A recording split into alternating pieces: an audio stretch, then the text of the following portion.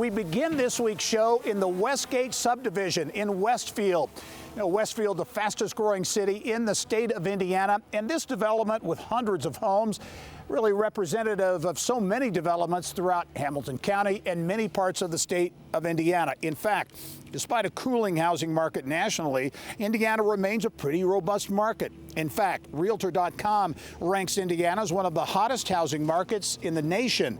Fort Wayne, one of 3 Hoosier regions to land on Realtor's top 20 list for November. The Summit City ranking 5th in the nation. Elkhart, Goshen, and Lafayette, West Lafayette also among the top 20. Realtor.com describes hottest housing as areas where homes sell the fastest.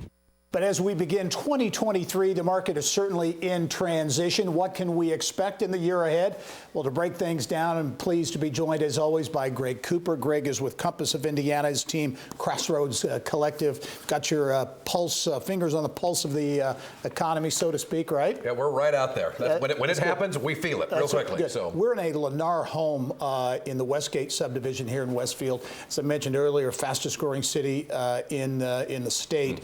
And this is representative of what has been a lot of building going on out right. Lennar's the #1 home builder in the state, about 1,700 homes last year. Very similar to this. They have a very systematic and thorough approach to building stuff, and they get things done in a very strong and good processed way. So okay, I'm reading, you are too, many people reading headlines around the country. California, a precipitous drop in home sales, home building, all those types of things. You're telling me that you're not seeing that same drop off here? No, I cringe when I get up in the morning and I see some headline about how horrific the housing market is, because Indiana is not falling. If you're waiting for prices to fall, you're going to be disappointed. I mean, California is down 48% in sales, units of sales. We are not down that much. We are at a plateau. We are not going way down. And so that's a strong message that both buyers and sellers need to understand, but use accordingly based on their goals. What should folks who are thinking about buying, thinking about selling in the year ahead, what are some things they should keep in mind? You and I talked earlier, and the word that struck me is balance. The market is back in balance? Very much so. And actually, we have a really good housing market right now because buyers, unlike early 2021, buyers can get a mortgage. They don't have to have cash. They're allowed to have an inspection. They can have an appraisal, and the home has to appraise out. So those are 3 things that are really important for the health of homeowners in Indiana. The second side of that, Gary, on the seller side of it, is that you can't take it for granted anymore. You're going to slap a sign up and get 12 offers. Right. You need to be ready. Your kitchen needs to be updated. Your owner suite needs to be updated. If you are a perfect fit for the demands of the market, you can still get full list price out of your home. Yeah, you mentioned mortgage rates. That's certainly been a big topic of discussion. Where do you see rates going in the year ahead? They're up from where they were. Where do you see them going? Well, a couple of things on that. Number one, I think that unlike the sticker shock of the mid-2022 mortgage market, I think most people are kind of settling in that we're not going to be at 2.875 anytime soon. There's that side of it. Another interesting phenomenon is that at the last time the Federal Reserve raised the discount rate, mortgage rates actually went down.